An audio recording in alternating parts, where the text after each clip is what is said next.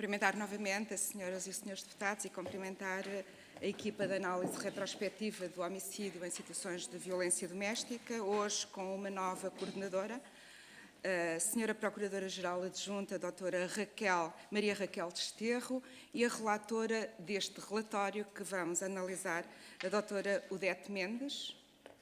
Não está? Não está. Já vamos explicar então. Cumprimento também o resto da equipa que está connosco. Espero poder acertar nos nomes e que todos os nomes que eu tenho aqui que sejam as pessoas que vieram efetivamente acompanhar a senhora Procuradora-Geral. Se não for, dir-me-ão para nós fazermos as respectivas correções. Doutora Joana Alves, muito bem. Doutora Maria Cristina Mendonça, muito bem. E doutora Ana Caetano Rolo. Muito bem. Portanto, só temos a falta da doutora Odete Mendes, certo? A doutora Marta, que já não vinha. E a doutora Marta não tinha aqui, como integrante desta equipa. Portanto, eu agradeço desde já a disponibilidade para nos apresentarem este relatório e desejo as maiores felicidades à doutora Raquel Desterro na continuidade também do bom trabalho que foi desempenhado pelo juiz conselheiro Rui do Carmo. A equipa, em boa hora, foi criada porque nos dá uma visão das situações que ocorrem, dos homicídios que ocorrem em situação de violência doméstica e permite daqui perspectivar intervenções e até prevenções e outras recomendações que sempre apontam para tentarmos travar e prevenir esta grave violência de género no contexto da criminalidade violenta. No ano passado, segundo dados do RASI, houve menos 6 homicídios em situação de violência doméstica, o que, obviamente, não nos satisfaz, porque a partir do momento em que haja um homicídio, é sinal de que as nossas preocupações devem estar num alerta máximo para evitarmos todos e quaisquer tipo de homicídios neste contexto.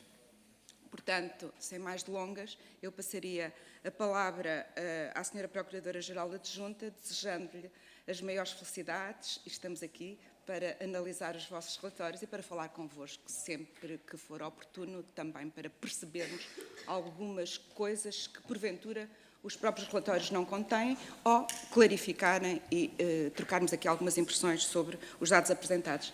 Senhora Procuradora, faz favor. Obrigada.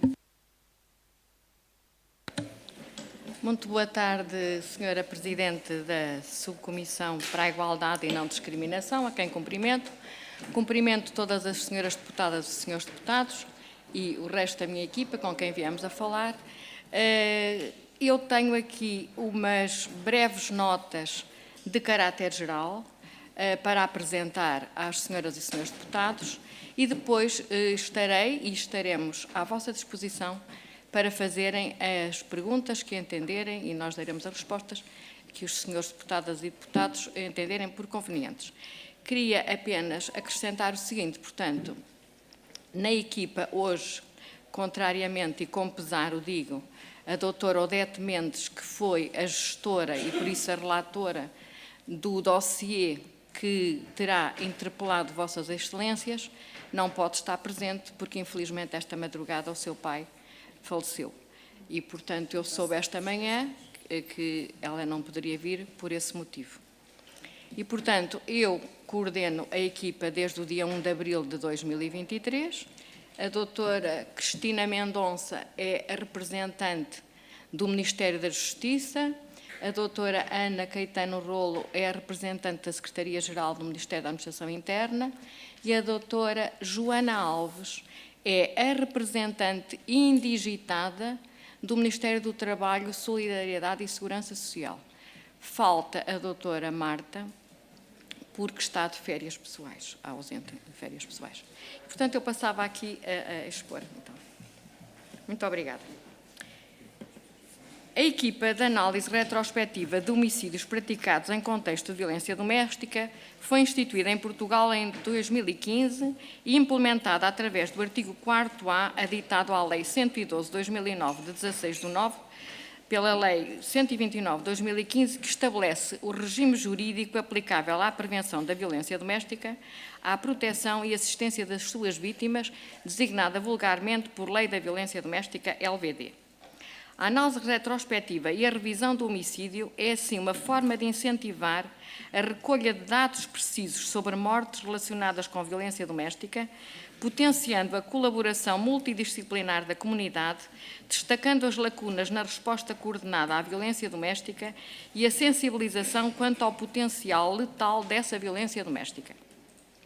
O objetivo político-criminal da análise retrospectiva e a formulação de recomendações destina-se exclusivamente a prevenir mortes em circunstâncias semelhantes às analisadas e a reduzir a violência de género e a violência doméstica em geral. A equipa tem analisado vários casos de violência doméstica que culminam em homicídio, tentado ou consumado, e tem formulado algumas recomendações a diversas entidades, designadamente às áreas da saúde, da educação, da igualdade de género, órgãos de polícia criminal, Procuradoria-Geral da República, Direção-Geral de Reinserção e Serviços Prisionais e outros.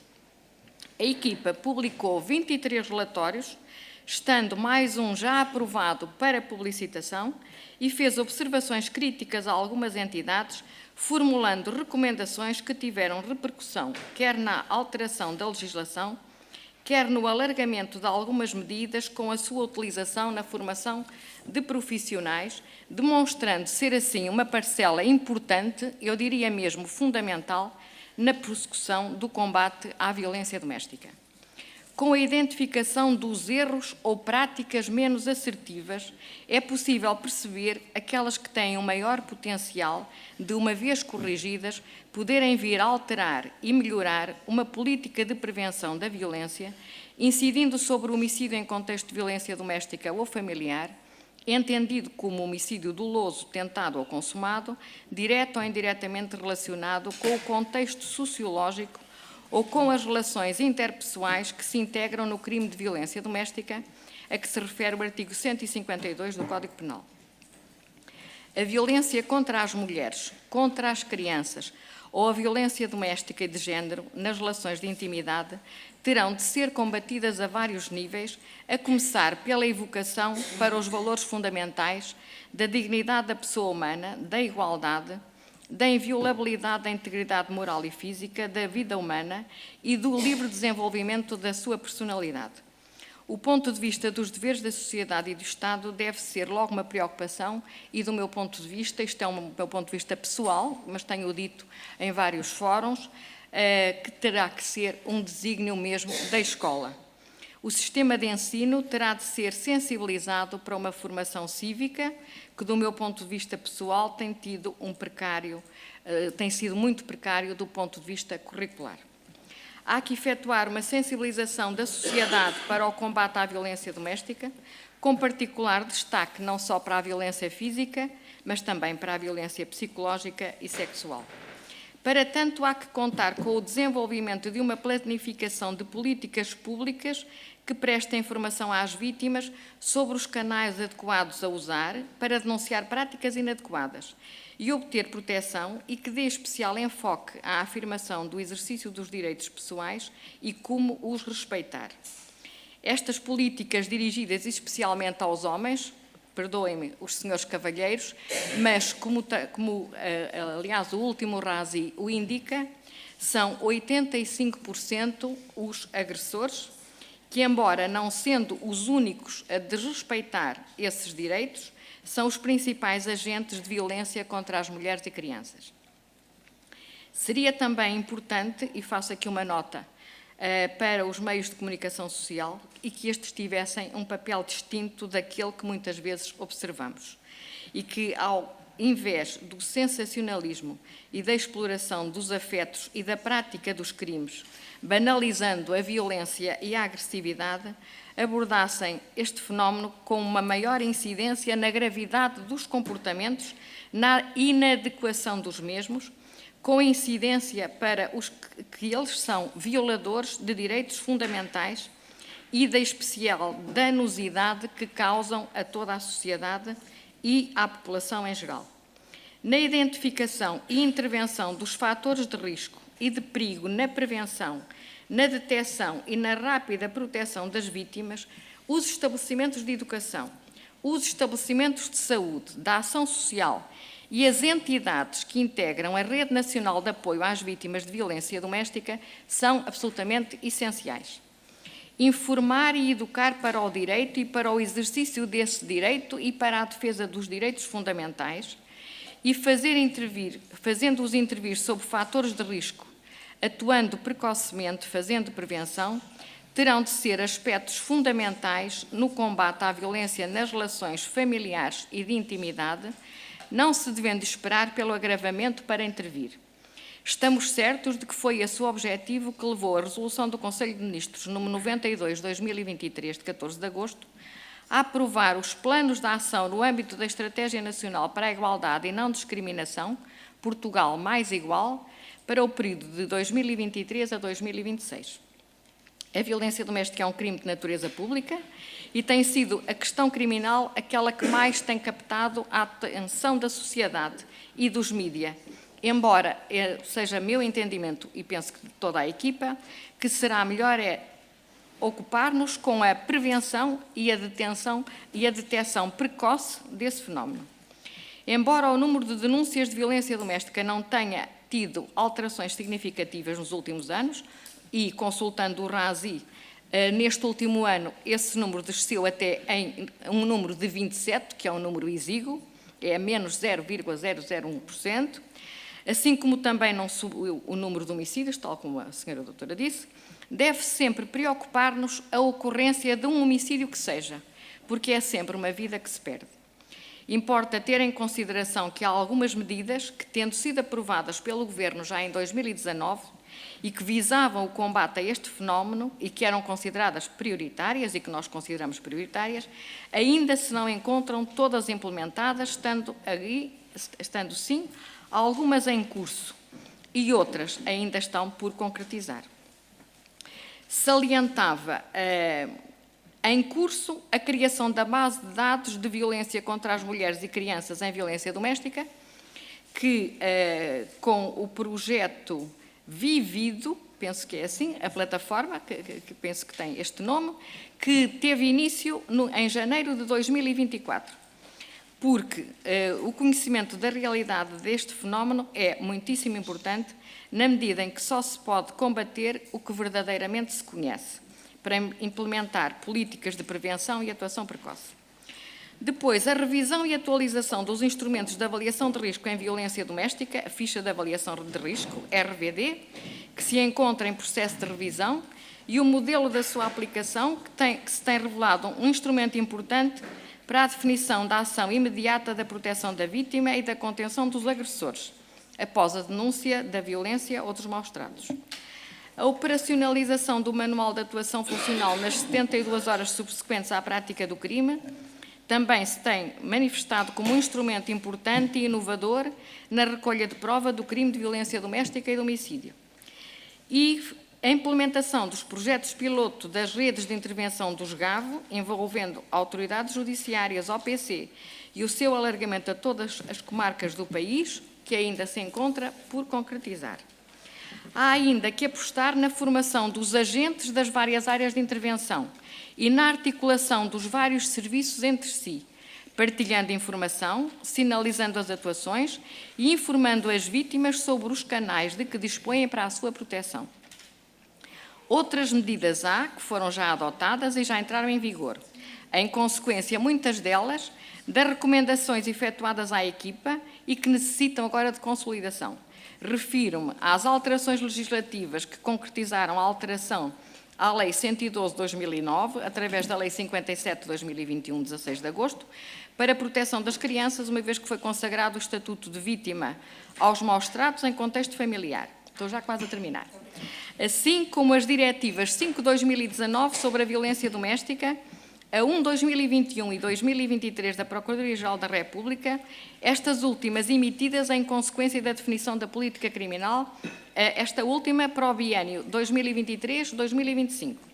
Contudo, não posso deixar de dizer que a equipa, enquanto estrutura multidisciplinar e intersectorial, que visa a redução dos homicídios e um aperfeiçoamento na prestação de serviços e na eficácia das respostas sociais disponíveis na prevenção da violência doméstica e de género tem funcionado com condições de trabalho muito precárias, pois o diálogo com as entidades do Estado nela representadas não tem sido fácil, assentando sempre na iniciativa da equipa. Saliento a este propósito, no que respeita à atualização ao instrumento legislativo que regula o procedimento de análise retrospectiva em situação de homicídio ocorrido em contexto de violência doméstica, que foi já proposto pelo meu antecessor, Dr. Rui do Carmo, à anterior Sra. Ministra da Justiça, alteração da Portaria 280/2016, consagrando, agora que deveria estar já consagrado, as alterações à Lei da Violência Doméstica, e que passariam a contar com a representação como membro não permanente da equipa de um representante da Comissão Nacional de Promoção dos Direitos e Proteção das Crianças e Jovens, o que ainda não ocorreu. Aguardamos também, ansiosamente, a nomeação da doutora Joana Alves como membro permanente da equipa, em substituição da doutora Aida Marques, em representação do Ministério do Trabalho, Solidariedade e Segurança Social, que renunciou já ao cargo em janeiro do corrente ano. E também o apoio administrativo tem sido um pouco deficiente, salientando, no entanto, e quero salientar mesmo, toda a colaboração e toda a disponibilidade, quer do Sr. Secretário-Geral do MAI, quer da Sra. Funcionária, Dona Paula, que está afeta à equipa, anotando, contudo, a necessidade da criação de uma estrutura que apoie a equipa administrativamente, retirando da coordenadora ou dos respectivos gestores de cada caso as funções meramente burocráticas. É só. Muito obrigada. Muito obrigada, Sra. Doutora, pela análise global que aqui nos apresenta e também por nos dar conta das condições de trabalho desta equipa. Passaria então agora a palavra a cada grupo parlamentar. Tem 4 minutos. Eu fui um bocadinho tolerante com a apresentação, porque também é do nosso interesse termos aqui uma apresentação com o máximo de informação e porque, como não havia os 5 minutos da entidade requerente, dado que esta audição decorre do nosso plano de atividades, portanto, uma coisa compensou a outra, e assim sendo, passaria aos grupos parlamentares. 4 minutos. Senhora Deputada Emília Cerqueira, faz favor. Obrigada, Sra. Presidente. Começo por cumprimentar a Sra. Presidente, bem como na pessoa da Sra. Procuradora-Geral Adjunta, Doutora Maria Raquel Almeida Ferreira, coordenadora desta equipa, toda a equipa que hoje a acompanha, deixando também uma nota de pesar pelo falecimento do pai do Sr. Juiz Conselheiro, porque de facto fez aqui um trabalho da Odete, peço desculpa, da Odete, da Sra. Relatora, porquanto de facto fez aqui um trabalho extraordinário neste relatório. Acresce também que até foi por sugestão do PSD que fizemos esta audição neste âmbito dos nossos trabalhos regulares, porque os relatórios muitas vezes não permitem que haja pormenores e até troca de experiências e de ideias e de novas formas de encarar este combate que tem que ser de todos nós, tanto mais que ainda hoje acordamos com mais uma mulher esfaqueada com um martelo na cabeça por um homem em Gaia e, portanto, é uma realidade que todos os dias acaba, infelizmente, por entrar pelas nossas portas e pelas nossas notícias e que abrange cada vez mais mulheres, não obstante tantas tentativas que temos vindo a fazer no sentido do seu combate. E gostava de vos deixar uma ou duas questões relativamente à vossa opinião e também aquela que acham que pode ser o contributo para que tenhamos uma visão diferente, mais alargada e também de diálogo entre os vários ministérios, relativamente ao anunciado pelo Sr. Primeiro-Ministro, ainda ontem referiu isto no debate do Estado da Nação, de um grupo de trabalho interdisciplinar que abranja os Ministérios da Justiça, da Administração Interna, bem como da Segurança Social, para que haja precisamente aquilo que tantas vezes aqui se tem referido, esta intercomunicação quase em tempo real das várias áreas do Governo, para que combatamos com mais eficácia este flagelo da nossa sociedade. Bem como também a abordagem que tínhamos que ter relativamente a políticas de habitação para as mulheres vítimas de violência doméstica. Nós sabemos que, não obstante já ter havido uma grande alteração na forma de combate, nomeadamente através da imposição de medida de coação de afastamento da habitação por parte do agressor, continuamos a ter demasiados casos, se me permitem usar este qualificativo, de mulheres e crianças e famílias que são afastadas, quer do seu meio, quer daquele que é o seu suporte familiar, toda a sua rede, para fugirem a uma agressão, sendo aqui uma revitimização por força das circunstâncias. E, portanto, qual acham que será a importância neste combate também ao flagelo e esta revitimização de haver medidas especiais de apoio à habitação por parte das vítimas de violência doméstica e de género, não porque ambas estão sempre aqui englobadas nesta realidade e, portanto, nunca as podemos esquecer, para que tenhamos uma nova perspectiva também e uma visão diferente, porque já percebemos todos que aquilo que tem estado a ser feito por todos nós, e todos temos que assumir aqui a nossa cota de responsabilidade, infelizmente, não nos tem levado a grandes resultados. Porque, como nos disse a Sra. Procuradora-Geral Adjunta, de facto, 17 casos ou 27 casos é uma irrelevância num universo de mais de 30 mil. E, portanto, isso quer dizer que todos nós, enquanto coletivo, estamos a falhar, em última instância, neste combate da vitimização. Também, e referem a algumas questões no vosso relatório, e eu gostava de me situar aqui apenas em duas.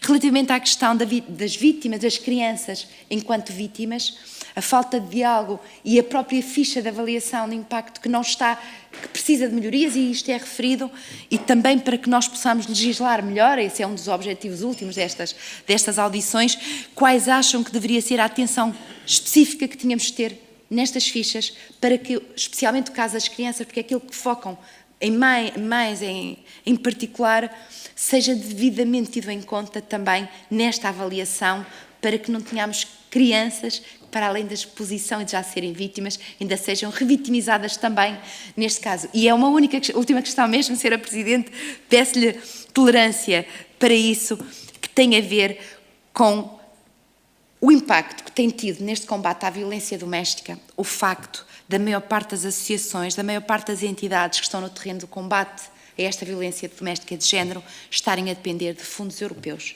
que não raras vezes não chegam. E, como disse a Sra. Ministra, consideram ou não que é imperativo nacional que passe a estar no Orçamento de Estado. Muito obrigada. Muito obrigada, Sra. Deputada. Passaria a palavra à Sra. Deputada Patrícia Faro, do Grupo Parlamentar do Partido Socialista. Faz favor. Muito obrigada, Sra. Presidente. Cumprimento a Sra. Presidente, caras e caros colegas.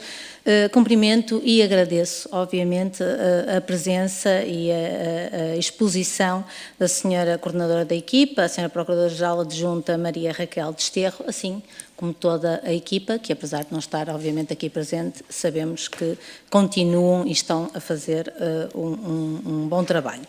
De facto, esta problemática, a violência doméstica, a violência conjugal e nas relações de intimidade, vitimiza, como a Sra. Procuradora referiu, maioritariamente as mulheres, e de facto, no contexto específico do trabalho desta equipa, o homicídio conjugal é um homicídio diferente daquele que é cometido por desconhecidos, porque não é tipicamente um crime imprevisto, é um homicídio que traduz frequentemente o culminar de várias ações, de vários abusos de violência que vão sendo reportados às entidades policiais, judiciais, mas também na comunidade, até à própria família e à sociedade civil. E, portanto, importa, obviamente, ter este olhar e esta perspectiva holística. Por isso, não posso deixar de agradecer esta equipa que foi constituída em 2015 para analisar casos de homicídio em contexto de violência doméstica e conjugal, o trabalho importante que tem vindo a desenvolver, e isso já é uma realidade, um melhor conhecimento desta realidade, a melhoria das respostas e a criação de novos instrumentos. Obviamente que em cada relatório muito bem elaborado que nos apresentam, eles são de facto de extrema importância porque, como já aqui foi dito, no nosso caso concreto, na Assembleia da República, apoiam a nossa ação, nomeadamente nas alterações legislativas, mas também porque emitem recomendações para todas as entidades com intervenção no domínio para implementarem novas metodologias preventivas e até alterar procedimentos. De facto, isso tem vindo a ser feito, mas não com a celeridade e da forma que todas e todos quereríamos. E, portanto, é importante, e uma das minhas questões, tenho 3 questões neste âmbito, é importante também, é necessário continuar a monitorizar e medir o impacto destas recomendações, não é? Nós sabemos que existia um relatório, efetivamente, de avaliação da própria equipa, do trabalho da equipa, em 2022, não sei se haverá outro posterior, calculo que não, e nessa medição do impacto, com uma avaliação a nível da Universidade do Minho, da professora Marlene Matos e Mariana Gonçalves, que têm um saber muito aprofundado e que se debruçam muito sobre estas áreas, portanto temos a nível académico um grande conhecimento desta área. Pergunto se o atual modelo de análise, a estrutura do vosso dossiê, continua a ser pertinente ou se consideram neste momento, apesar da avaliação ter sido feita, de ter sido relativamente recente, uma vez que temos também uma nova coordenadora, se acham pertinente a necessidade dessa reformulação com base naquilo que também conhecemos. De que forma estas recomendações podem ser potenciadas, ou seja, cheguem de forma mais célere e eficaz a todos os órgãos, incluindo também formas de alargar os métodos de disseminação desta informação, porque é importante ela chegar, não é, a todos os atores e todas as pessoas, entidades que trabalham nesta área. E, por último, referir na melhoria, sempre pensando na melhoria da atuação destas entidades, perguntar-lhes se, efetivamente, há muitas das medidas que já estão em curso, como a senhora Procuradora referiu, uma delas, e eu acho que é extremamente importante, a par de todas as outras, mas focava-me na criação de base de dados da violência contra as mulheres e violência doméstica, se de facto, estando já em curso e culminando a concretização desta base de dados, se virá, de facto, ajudar a colmatar algumas falhas, percebendo-se neste relatório e em tantos outros nas recomendações que existem frequentes falhas de comunicação entre os serviços e, portanto, se esta base de dados viria uniformizar e ajudar a minimizar e, obviamente, a diminuir os números que todos queremos ver diminuídos, não é? De mulheres mortas em contexto conjugal. Muito obrigada e agradeço mais uma vez a vossa presença. Muito obrigada, Sra. Deputada. Antes de passar a palavra à Sra. Deputada do Chega, gostava de dizer que, obviamente, será sentimento de todos nós juntarmos-nos ao voto de pesar para com a morte do familiar da doutora Odete Mendes. Sra. Deputada Vanessa Barata, faz favor, tem 5 minutos. Muito obrigada, Sra. Presidente. Peço desculpa. Com a devida tolerância. Obrigada, Sra. Presidente, e obrigada, Sras. e Srs. Deputados. Obrigada a toda a equipa que está aqui presente hoje. Fazem um trabalho muito importante e, além de tudo, muito nobre. O voto de pesar, então, pelo familiar da relatora. É incontestável que a violência doméstica é um crime que prolifera no nosso país e os seus números são absolutamente avassaladores. Portanto, segundo o Observatório das Mulheres Assassinadas, no relatório relativo ao período entre 1 de janeiro e 15 de novembro de 2021, foram mortas 23 mulheres, das quais 20 em contexto doméstico, sendo que em 75% dos casos há informação da existência de violência doméstica prévia. Havia sido feita a denúncia às autoridades e em 38% desses casos foram reportadas ameaças de morte anteriores a esse homicídio. E nesse sentido, o sistema judicial, em conjugação com a resposta social, devia ter sido capaz de atuar no sentido de prevenir estas mortes e é por isso que é tão urgente a adoção destas medidas e principalmente a concretização destas medidas que efetivam o combate a este flagelo. E assim sendo, este tipo de análises, como é feita no relatório, são sempre pertinentes para que possamos também perceber como e em que aspecto devemos focar a nossa atuação. Portanto, deste relatório, no sentido de melhorar a resposta ao problema, saem várias recomendações a diversas entidades, como foi já aqui mencionado, e eu pergunto, há uma parte na página 39, mais concretamente, em que se fala que a avaliação de risco deva ser efetuada por profissionais especializados com experiência no domínio da violência doméstica. E eu pergunto que tipo de profissionais estamos aqui a falar e como é que será feita a avaliação da respectiva experiência. Depois, mais à frente um pouco, na página 42, é referido que das conclusões do relatório sai a necessidade da articulação efetiva e abrangente de forma a permitir um olhar holístico e pluridisciplinar. Em que é que, na prática, esta visão holística se pode efetivamente materializar e como consideram que esta articulação entre todas as entidades envolvidas pode ser feita e através de que guidelines? Outras questões de particular relevo para o Chega são a criação da escala de prevenção para casos de violência doméstica proposta recentemente pela Ordem dos Advogados, que inclusivamente foi proposta ao Ministério da Justiça pela própria Ordem. O tendencial afastamento da vítima em vez do agressor da sua residência, da sua família, dos seus amigos e do seu trabalho, que acaba por revitimizar as pessoas que se sujeitam a esta circunstância, e a rede de casas-abrigo para vítimas de violência doméstica existente em Portugal.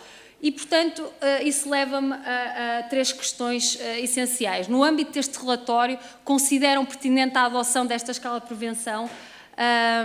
Outra pergunta é se a avaliação do risco justificar o abandono da casa de morada de família, não consideram pertinente a adoção de medidas que protejam a vítima neste contexto, como a obrigatoriedade de afastamento do agressor ou a aplicação da prisão preventiva?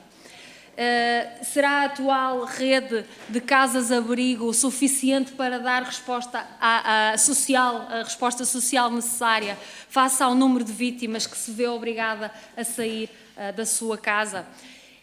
Eu queria terminar dizendo que recentemente, como sabemos, outra mulher faleceu, atropelada pelo ex-namorado, que já tinha assassinado outra mulher e estava em liberdade condicional. A mulher tinha feito queixa por ameaças de um homem que já tinha antecedentes de violência e homicídio, mas foi considerada, segundo as notícias, vítima de baixo risco, portanto, pela PSP. No dia em que morreu, uma curiosidade terrível, foi-lhe atribuído um botão de pânico, 12 dias depois da queixa. Neste sentido, eu faço duas questões muito concretas. Continuará a suspensão provisória do processo a fazer sentido nos crimes de violência doméstica? E se consideram que as medidas de prevenção geral de crime e as medidas de prevenção especial de crime se revelam atualmente ajustadas e adequadas, ou se, por outro lado, consideram que deve haver uma alteração e, em caso positivo, em que medida? Muito obrigada. Muito obrigada, Sra. Deputada. Passaria agora a palavra ao Sr. Deputado António Filipe, do PCP. Por favor, Sr. Deputado. Muito obrigado. Eu queria, muito simplesmente, apresentar os meus cumprimentos à equipa aqui presente e agradecer a vossa presença aqui, que é de grande utilidade. E a questão que eu queria colocar é a seguinte: é como é que consideram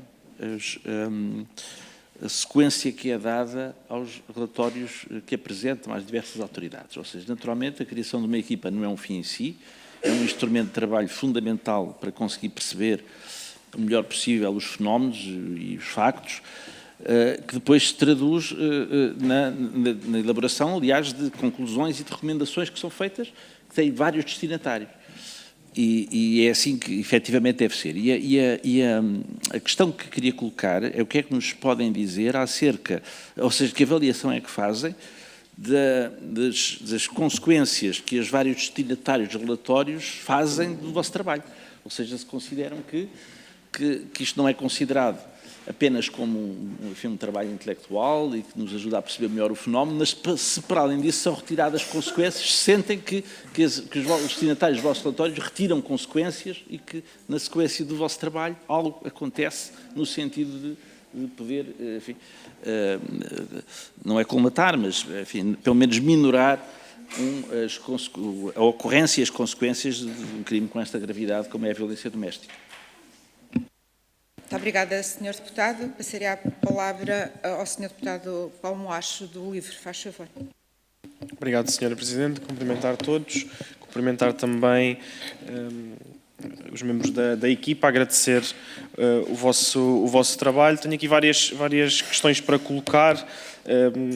Sempre que há esta análise de casos um bocadinho mais concretos e olhamos mesmo aquilo que vai saindo na comunicação social, ficamos sempre com a sensação que apesar de haver muitas coisas que são previstas na lei, muitos mecanismos para identificar estas situações, há sempre alguma coisa que falha e há sempre estas situações em que já há antecedentes, em que já há uma reincidência ou em que já havia uma sinalização e, portanto, há aqui várias coisas ou alguma coisa que tem que estar a falhar para, nestes casos em que as entidades públicas deveriam agir rapidamente e de forma decisiva, muitas vezes acabam por não o fazer objetivamente ou por não o conseguir fazer. Enfim, também faz parte das nossas responsabilidades tentar perceber o que é que está a falhar.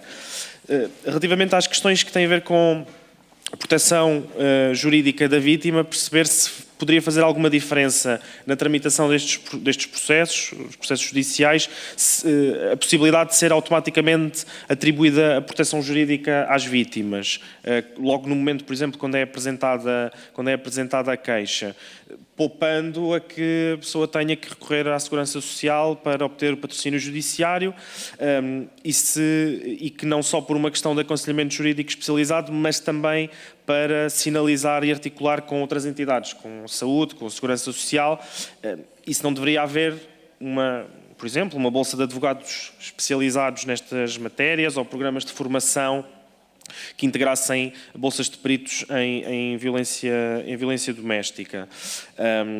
E esta também é uma questão que vem referida no parecer do Conselho Económico e Social sobre a violência doméstica. Depois também relativamente à questão da suspensão provisória do processo, no caso que é analisado no dossiê, tal como em muitos outros, recorrentemente se recorre à suspensão provisória do processo e, em alguns casos, essa suspensão até depois leva a uma reformulação do crime que está em causa, passando, por exemplo, de violência doméstica para ofensa à integridade física qualificada.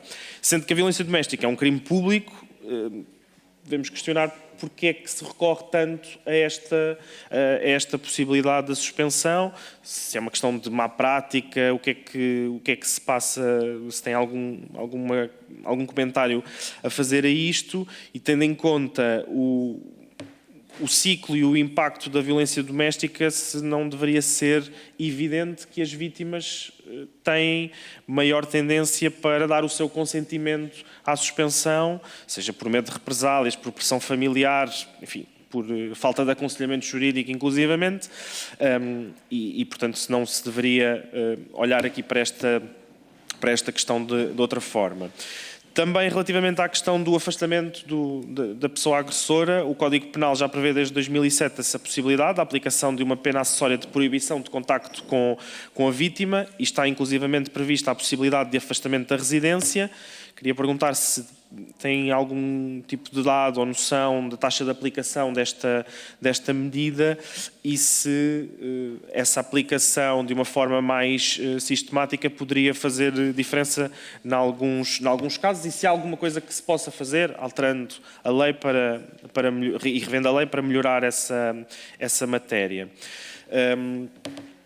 Depois também, vou tentar acelerar porque o tempo já está a terminar, mas também relativamente às medidas preventivas emitidas pelas forças de segurança, a APAV já sugeriu diversas vezes que fosse possível que as polícias pudessem emitir ordens de afastamento imediato, depois teriam que ser naturalmente confirmadas por tribunal, em casos de risco provável ou iminente para a vida ou integridade física da vítima. O caso analisado neste dossiê evidencia o testemunho das forças de segurança de um escalar, de um ciclo de violência, pelo que eventualmente poderiam ter sido tomadas outras diligências existindo essa possibilidade. A sugestão da APAV é algo que seria positivo para estes casos? Que tipo de medidas é que poderiam ser aplicadas relativamente à restrição de contacto com menores ou com outras pessoas identificadas como estando em risco? E depois também uma pergunta ainda sobre o acolhimento na Rede Nacional de Apoio às Vítimas de Violência Doméstica. Neste caso, também aqui referido, a vítima e o filho estiveram apenas um mês nesta estrutura de acolhimento, quando estava previsto que esse acolhimento pudesse ser de 6 meses, sabendo que o acolhimento obedece a regras específicas, que às vezes são, só para terminar a pergunta, Sra. Presidente, peço desculpa, que às vezes até são consideradas demasiado rígidas, mas que são regras para a segurança das próprias pessoas e destas estruturas. Se há alguma coisa que possa ser pensada ou repensada neste acolhimento e se existem mais respostas de autonomização que pudessem fazer sentido. Obrigado. Muito obrigada, Sr. Deputado. Não é hábito a Presidente fazer nenhuma intervenção, mas dado que o tema me é muito caro, porque dedico há muitos anos os meus trabalhos de investigação relativamente a esta temática, aliás, fiz um dos primeiros trabalhos sobre o homicídio conjugal em Portugal há muitos anos, eu gostaria de me debruçar sobre um dos pontos, uma vez que não foi aqui tocado, pelo menos desta maneira, sobre as vossas conclusões, quando dizem que a decisão da suspensão provisória do processo foi tomada em fase de instrução, no primeiro processo, e não foi precedida de esclarecimento cabal e presencial perante a vítima. O que é que se pode fazer para que esta questão não se repita e para que a vítima possa ser uma parte ativa de todas as decisões que vierem a ser tomadas relativamente ao seu processo? Passar-lhe a palavra a Sra. Procuradora-Geral Adjunta. Temos 10 minutos, podemos ter, obviamente, uma tolerância e, se assim entender, pode passar a palavra a uma das pessoas que também, dos membros da equipa que também a acompanhou. Muito obrigada. Muito obrigada, Sra. Presidente, senhoras e senhores deputados. Em primeiro lugar, em meu nome, e penso que do resto da equipa, agradecemos, digamos, as felicitações que nos foram endereçadas pelo nosso trabalho. E, portanto, agradecemos isso. E depois queria fazer uma espécie de introito para dizer o seguinte. Os relatórios que nós fazemos, porque todos convém que todos tenhamos isto presente, os relatórios que nós fazemos são feitos no remanso das nossas casas ou dos nossos gabinetes, análise retrospectiva. Digamos assim, tendo connosco todas as informações de que os respectivos profissionais nas respectivas áreas não tiveram na ocasião. Ou seja, a realidade é dinâmica. E, portanto, um crime de violência doméstica ou um crime de homicídio nem sempre se detecta, aliás, nós temos vários casos, vários relatórios estão publicitados, no sentido de que era de todo inesperado esse crime. Isto muitas vezes não acontece, muitas vezes acontece que já quase que era previsível. Mas temos que ter em atenção que as realidades são muito distintas uma da outra. E daí que os relatórios sejam mais minuciosos e que possam vir a culminar com as recomendações feitas aos diversos ministérios. Penso que sem me conseguir perder, vou, em primeiro lugar, saltitando pelos senhores deputados e senhoras deputadas, e depois é de passar a palavra aqui às minhas colegas de equipa, mas eu passaria a responder já algumas questões que me saltaram e que podem ser já respondidas, penso que no imediato. Como sejam, por exemplo, se houve ou não já mais algum relatório de avaliação posterior ao de 2022. Não houve. Esse relatório foi, como se conhecem o relatório e se sabem, foi bastante elogioso para o trabalho da equipa. É um relatório que ainda, digamos, avaliou todo o trabalho desenvolvido nos primeiros 6 anos da equipa, pela doutora Isabel Dias e Marlene Matos, e é um relatório que penso que nos traz conforto, ou seja, não inverter o caminho que estava a ser seguido. E, portanto, penso que o método de trabalho utilizado até então, embora eu esteja há 1 ano e meio, mais ou menos, e cada pessoa é uma pessoa e, portanto, a equipa, por mais que nós queiramos fazer igual, nunca fazemos igual, porque cada pessoa é uma pessoa diferente, mas eu penso que o método adotado é o adequado. E, portanto, até agora não vimos ainda necessidade de inverter ou adotar outros métodos. Depois, perguntou-me ali o senhor deputado Filipe, se as nossas recomendações têm ou não tido impacto. E eu e a equipe toda até temos aqui preparado uma análise de todos os dossiês e o respectivo impacto, podemos até deixar à Comissão, porque que em cada Ministério foi sendo adotado e, portanto, é fácil de verificar. Isto tudo aconteceu também porque nós tivemos uma conferência lá em cima no Porto, para todo o país, muito participada por várias áreas da sociedade e das entidades que compõem a equipa e, portanto, tivemos a oportunidade de mostrar que, efetivamente, muitas das recomendações, o que é para nós um gosto, têm sido recolhidas e adotadas, quer na área legislativa, quer em variadíssimas medidas. E, portanto, se for do vosso interesse, aqui está esse documento também. Sim. Muito bem. Desde que me deem o... Pronto, começando então, agora, penso que de uma ordem mais... ali, em relação à senhora deputada do PSD, que me diz que há uma necessidade de rever as políticas de habitação, ou não, se há ou não, uma necessidade de rever as políticas de habitação relativamente à situação de afastamento dos agressores e das vítimas, ou o que eu penso que me queria questionar era sobre o seguinte: se revendo as políticas de habitação, peço desculpa. Se revendo as políticas de habitação, seria mais confortável para as próprias vítimas e mesmo essa política de habitação poderia eventualmente inverter o fenómeno da violência doméstica. Foi o que eu entendi, não seria isso. Então percebi mal. Mas posso dizer o seguinte, portanto, e penso que vários senhores deputadas e senhores deputados formularam esta questão. Relativamente ao afastamento da vítima do agressor e ao facto de ser sempre a vítima, normalmente mulher, a ser afastada da casa do agressor, eu, do meu ponto de vista pessoal, e penso que é o que a equipa toda pensa, designadamente até a doutora Marta Silva, que não está aqui presente, todas nós concordamos que dever-se-á afastar o agressor em detrimento da vítima. O que acontece é que, muitas das vezes, por circunstâncias variadíssimas, são as próprias mulheres, e eu cá me refiro às mulheres, não tenho nada contra os cavalheiros, mas efetivamente muitas vezes são as próprias senhoras que vão com os seus filhos pedir proteção e a uma casa-abrigo. A lei não precisa de ser alterada. A lei não precisa de ser alterada. Já existe lei. Precisa, do meu ponto de vista, isso é o meu ponto de vista pessoal, e eu falo porque me bati muito por isso quando era Procuradora-Geral Adjunta Distrital ou Regional na Zona Norte, no Porto. A justiça tem de ir à escola. E tem de ser na escola e no ensino que começam essas políticas de educação para o exercício de direitos. E, portanto, tem que se inverter a cultura de que é o agressor que tem que ficar na sua zona de conforto e na sua casa e as vítimas têm que ir para uma casa-abrigo.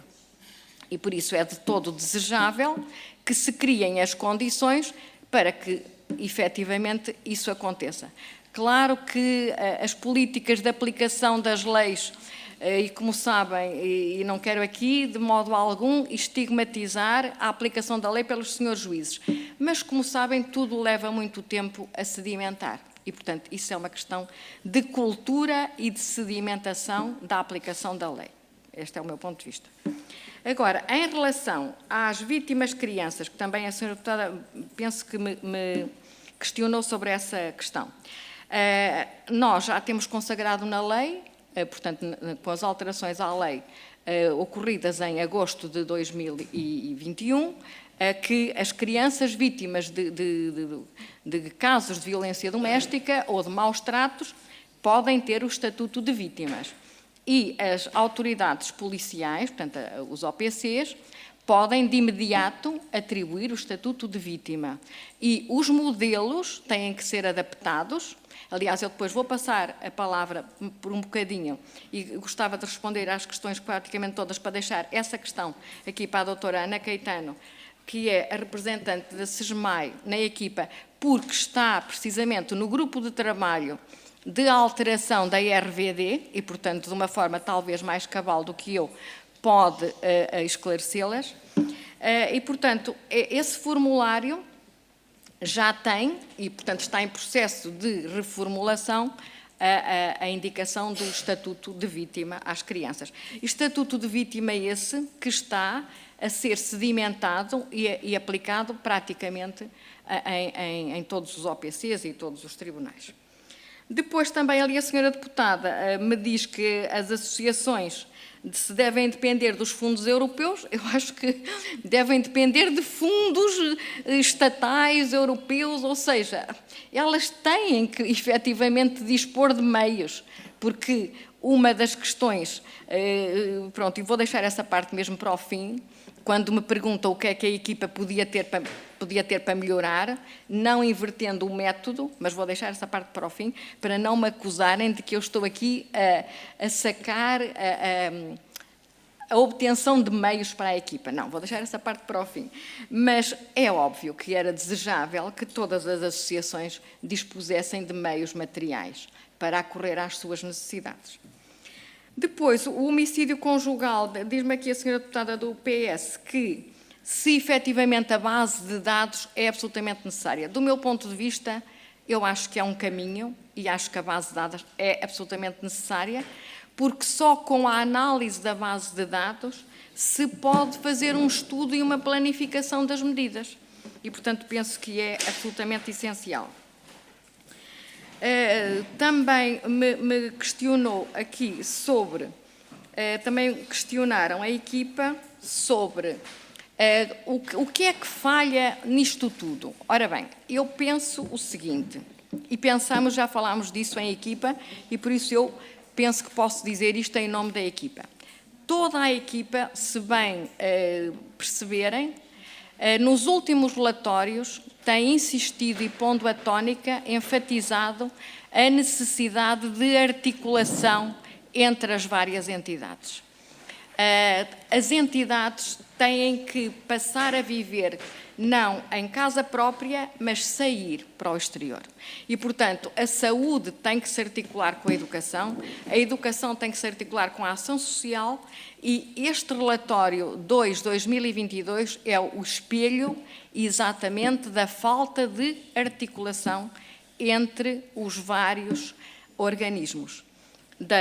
Aliás, neste relatório está bem visível a sinalização que aconteceu desta criança, vítima de violência doméstica, e com o Estatuto de Vítima, foi sinalizada pela escola, foi sinalizada pela PSP e foi sinalizada pela CPCJ.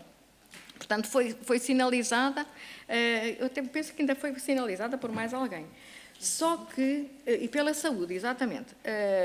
E, portanto, foi subejamente sinalizada e havia, de facto, alertas que podiam ter feito soar as campainhas, passo a expressão coloquial.